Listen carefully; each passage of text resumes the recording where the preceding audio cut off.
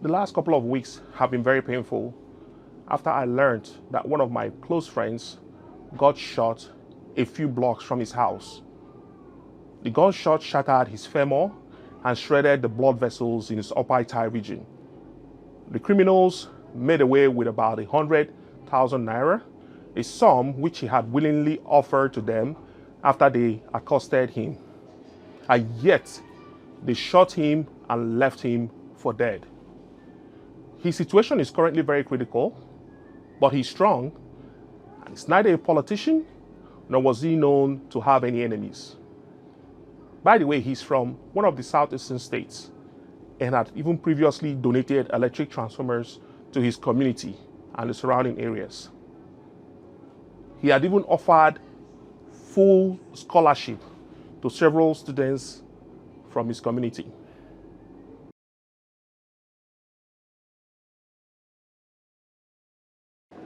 As I think about the anguish that my friend is forced to contend with due to the gunshot wound, along with the current flooding crisis that is devastating Nigeria, it is obvious that we are never immune from the ills of our communal existence.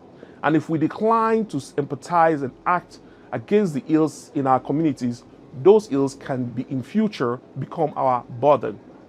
So it is in consideration of this, and as a proud son of Ohankon Dokinokwa East Local Government Area of Abia State, that I make the commitment as your next senator to fight the ills and implement redress that will bring sustainable prosperity to our communities. Now, we must all agree that democracy is a government of the people, by the people, and for the people. And as ill-conceived as the current 1999 Constitution is, our leaders in both the APC and PDP administration and government have been reckless and maliciously neglectful as they continue to breach several key provisions of the social contract and constitution that binds us Nigerian citizens together. Let's look at a few of the many provisions that the APC and PDP administration have violated and are currently nefariously violating. Section 39, subsection 1 of the Nigerian Constitution states that every person shall be entitled to freedom of expression, including freedom to hold opinions and to receive and impact ideas and information without interference. Nigerians from the southeast are frequently arrested or killed by law enforcement and security agencies of the state just because the citizens choose to wear a type of clothing or fly a type of flag. Now, over the years, the government of APC and PDP have been brutally violating the rights of this group of Nigerians. Their rights to freedom of expression as enshrined in the current Nigerian Constitution have been repeatedly violated. Another example is Section 14 of the Nigerian Constitution that states that the security and the welfare of the people shall be the primary purpose of government. The key words here are security and welfare. Security is the state of being free from danger or threat, while welfare is financial support given to people in need. With hundreds of Nigerians being kidnapped and killed every day, the government of APC and PDP have given up on its primary purpose of guaranteeing the security and welfare of Nigerians.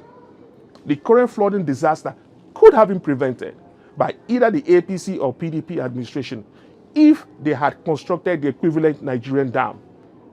Obviously, the Cameroonian government cared more about the welfare of her people when they built the Lagdo Dam back in 1982. Now, this tragedy of the current flood devastating 33 out of 36 states in Nigeria, it's a huge indictment on both the APC and PDP administration. And they are directly responsible for the death of more than 600 people and the trauma that is currently being experienced by more than 1.4 million people whose homes have been flooded. Let's take another example, Section 40 of the Nigerian Constitution, which states that every person shall be entitled to assemble freely and associate with other persons. We all know that on Tuesday, October 20th, 2020, a date which will live in infamy, youths gathered at the Lekki toll gate to peacefully demonstrate against a division of the police force that is constantly terrorizing the population. Now, in response, the APC government brutally massacred more than 100 of these unarmed, defenseless citizens. By this brutal killing, the APC administration is in direct violation of the provisions of Section 40 of the current Constitution. Now, let's look at another one, Section 18, subsection 2A of the current Nigerian Constitution, which states that government shall strive to eradicate illiteracy, and to this end, the government shall, and as when practicable, provide free, compulsory, universal primary education, free secondary education, and free university education.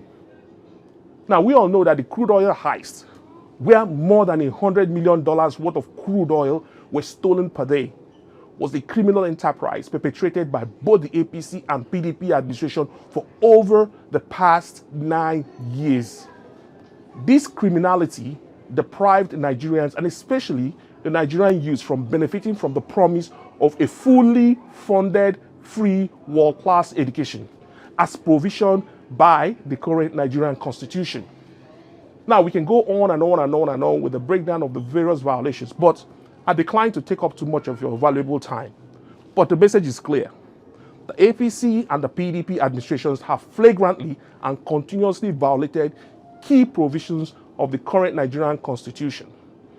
This Constitution is a social contract whereby we, the Nigerian people, consent to the government exercising certain powers.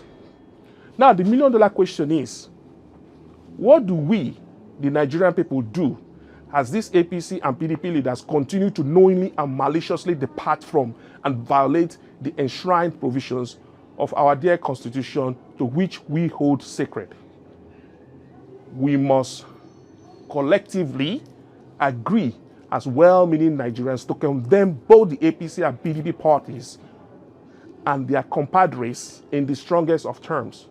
We must do this by voting them out of office in the 2023 election.